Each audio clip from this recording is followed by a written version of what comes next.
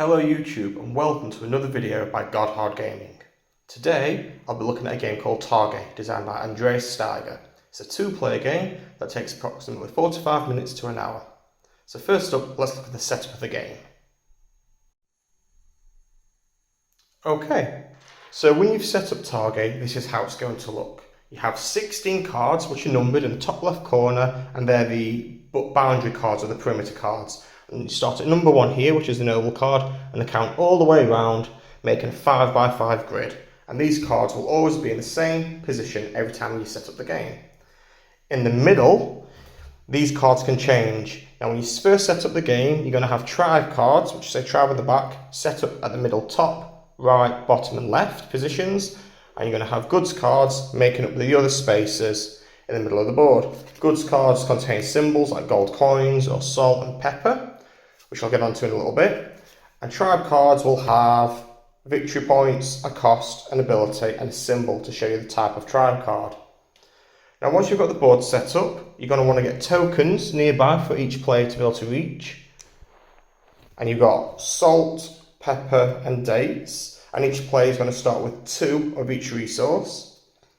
You're also going to have victory points, and you're going to start off with 4 victory points, typically a denomination of 1 and 3 to begin with. However, they do come in 1, 3 and 5 denominations. So once every player has 2 of every resource and 4 victory points, the next thing you need to do is place the little grey meeple, which represents the thief, on the noble space. And then you're going to have the first player token, and this starts with the blue player. And each player will have 2 clan markers, which are these cylinders, and 3 workers. So you have the blue player and the white player. Once that's all set up, you're ready to go. And the only other thing you want to keep handy with the resource tokens are the gold tokens. So that's the game being set up. Next, I'll talk about the aim of the game and how to play a turn. Okay, so the aim of Targi is to collect victory points. Now there's 2 ways to collect victory points. You can either purchase silver amulets, which are worth victory points. You start off with 4 points with these, or you can collect tribe cards, and tribe cards have, in the bottom right corner, pictures of silver amulets. Some of them have 1, some of them have 2, some of them have 3. And in order to get a tribe card, you have to purchase it, and the cost is in the top left corner. So this one, for example, requires 2 salt, a date, and a pepper. So you want to collect victory points, but how do you do that? Well, in a turn, players, starting with the blue player, will take it in turns placing their workers. You can only place workers on the perimeter cards around the board, and there are certain rules. You cannot place your worker in the same space as the thief. So, blue player going first, they will look elsewhere. So perhaps they'll place the first card on the pepper. Okay? Then the white player goes next, and they'll place one of theirs. One of the next rules about worker placement is you can't place a worker in the same space as another meeple, as another worker. So the white player can't go on the pepper here. So maybe they'll go here, because they really need to collect pepper. Okay? So then it goes back to the blue player. The third rule about worker placement is you cannot place a worker opposite a worker of your opponent's colour. Because the white player's gone here, blue cannot go on this space as it's opposite the white. So maybe blue will go here, and then it goes back to the white player, and they'll go there. Goes back to the blue player, so they will go here, and the white player is going to be a little bit more limited now, and perhaps they will look... blue player can't go there, so blue player will go there, and white player will go here. Okay. Once each player is alternated, placing workers, you then get to the clan marker stage. So, the way this works is almost like coordinates. Imaginary lines are drawn from where your workers are placed, and where the lines cross, that's where a marker goes. So you've got meeple, meeple, the line would cross there. You've got one here and one here. With the white player, they're going to intersect here and here. Once all the tokens are placed on the board, The first player, so in the first turn, it'll be the blue player with the first player token. They can take every action that they've got covered by one of their pieces in any order, and they complete all their actions before the white player's turn. So maybe the blue player will collect a pepper, then they'll do a tribal expansion, which allows them to draw one of these cards and place that in the hand. You can only keep one card in your hand, and in order to purchase that card, you need to put a worker on the noble space. But this turn you can't do it because it's covered by the thief. Then they will maybe go for this tribe card. Now, if they had no cards in the hand, they could have placed this in the hand. But because they've done the tribal expansion and decided to keep that card, they have to purchase this, or it has to go back. Now imagine I have a gold, some dates and a salt. I'll purchase that. So that will go into my display area, which I'll talk about later. And when you take a card from the middle, you replace it with opposite type. So this is a tribe card. So I would place, for now, face down, a goods. And then I would maybe try and purchase that if I had a gold. When it has a /, you have a choice. You can pay for this card 2 salt and dates, or you can pay a gold. Now imagine I don't have the resources. I might have to just forgo that action. So I'll take the marker off, but I can't take it. And then the last one I've got is Fata Morgana. Now, certain cards on the perimeter aren't resources and they're not tribe cards. Instead, they give you special actions you can take. So Fata Morgana allows you to move one of your markers, clan markers, to another unmarked card in the middle of the board.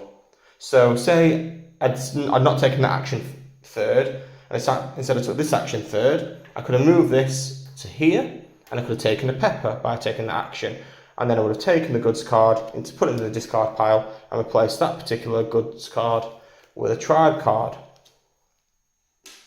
Okay, and around the perimeter you have different special actions. So you have the noble card, which allows you to purchase or discard the card you've got in your hand. You have trader, which allows you to trade goods, which are pepper, salt or dates. Now 3 goods will get you a gold coin, and 2 goods allow you to trade 2 of the same type of good for 1 good of a different kind. As I've already explained, Fata Morgana allows you to move your clan marker onto another card in the middle that's not already covered by your opponent or yourself. The silversmith allows you to trade goods for silver amulets, which are worth points. So 2 goods get you 1 amulet, or an amulet with score 1. 4 goods get you an amulet with a score of 3. Equally, you can also buy amulets with gold. 1 gold will get you an amulet worth 2, so you don't have amulets with a number 2, so you could take 2 number 1s.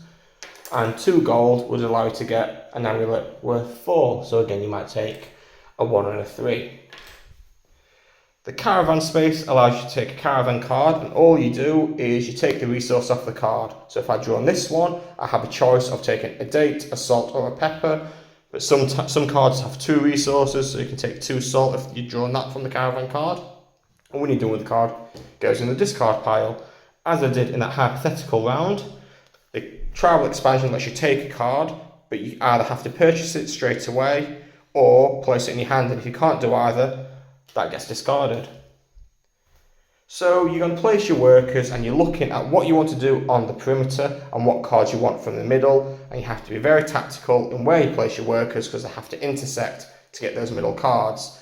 And through a combination of purchasing goods and using those goods to purchase tribe cards, you're going to build up something called the display. Now the display is essentially a 4x3 grid with these cards. So what you do is you'll set them up.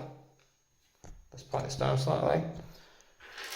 You're going to set them up in an area like so, and you might have them set up like this. Okay, so let's imagine we're part way into the game and I've purchased 4 cards. Now you get bonuses for having cards of the same type. So here I've got 2 Oasis, a Targi card, which is the lady card, and then you've also got a camp card, which is like a little hut. Now you end the game by getting the thief or the raider in space 16. However, if a player is able to get 12 cards in their display, that also ends the game. So as you're purchasing cards, you want to think very carefully where you place them, because what you cannot do is leave a space. So you can't place like that, and then when you get another card, you fill the gap. You have to put them in rows 1, 2 or 3, and they shuffle straight to the left, stopping where there's a card on the left hand side until you've built up a 4x3 grid. Now, as I said before, you get bonus points for 4 cards of the same, all in a row, or if you have a different card in each space, that would also give you bonus points, but not as many as 4 at the same time. But the other thing to bear in mind is tribe cards have special abilities on them. So this one, for example, for every raid, which I'll explain shortly, you receive 1 victory point after surrendering what is demanded. And all the abilities are different, so you'll need to have a little read and make sure you understand them. So since this card has mentioned a raid, I'll explain what a raid is next. So I've explained the turn, explain what you do. So imagine all the players have finished taking their actions. You would move the first player token over to the other. So then white would be first to place their workers, camp markers, and then taking all their actions in whichever order they choose. But before the next round starts, the thief will move 1 space over, and then you turn over any cards that have been placed in the middle. So the middle cards are always going to be changing over, but as I said before, the perimeter cards will always stay the same. Now, the thief's moved onto date, so no player can move onto that space. So every round, 1 card is out of the game effectively. When the thief gets to a corner space, it says raid. Now, raid is a certain stage in the game where players have to sacrifice a certain number of goods or they'll lose a victory point. And this happens every so many rounds as you've got a raid in each corner, and they get progressively more and more resource intensive on the players. So this one requires 2 goods, the next one requires 3 goods, and the final one requires a gold coin. And by this stage, you lose 2 victory points if you don't pay up, and by the final one, you lose 3 victory points if you don't pay up. So it does hit pretty hard. So you're going to continue taking it in turns, placing your markers, collecting goods, buying tribes cards to build up your display, and every round the thief's going to move, and as they've moved all the way around, the game ends and you count up your points. So, thoughts on the game. I personally think this is a really good little 45 minute to an hour game. It's 2 player only, which might be an issue for some, but certainly when I've played this, I've had a really good time. In terms of components, you know, the little carrot like meeples and little cylinders, they're made of wood, nothing to shout home about, but you know what, they do the job. It's decent. The cards, they're easy to read, you know, they've got, the backs are marked so you understand which is which. It's easy to read the cost, how many victory points, and understand what the symbol is. So you've got Oasis, Wells, and whatnot. The tribe cards have text on them, like I said, for different abilities, and in my experience so far, they've all been fairly easy to understand. There's nothing's been ambiguous or, you know, been open to interpretation. Another cool thing about this game is the perimeter cards. So you can see here, like the Fata Morgana card that I spoke about earlier. On one side, you have a symbol that represents what the ability does, but if you're new to the game, if you just have the card flipped over, it's got some flavour text that actually tells you what the card does. So for new players, all these cards can be on the worded side, so you can read what that ability does, and it even tells you how many times you can do it per turn. The complexity of the game, you know, it's fairly simple to teach. You're placing workers, collecting goods, and buying tribe cards effectively with those goods, trying to build your display to win. But as you get more familiar with the rules, the strategies and, you know, technical things start coming out, because you can block players, you can look at their displays and try and figure out what they're trying to do. So if, you know, the white player's gone here and they're desperate for this, then the blue player might place their token there, and now the white player can't take that, but they might go for a Fata Morgana. So now they're going to try and move their token on there.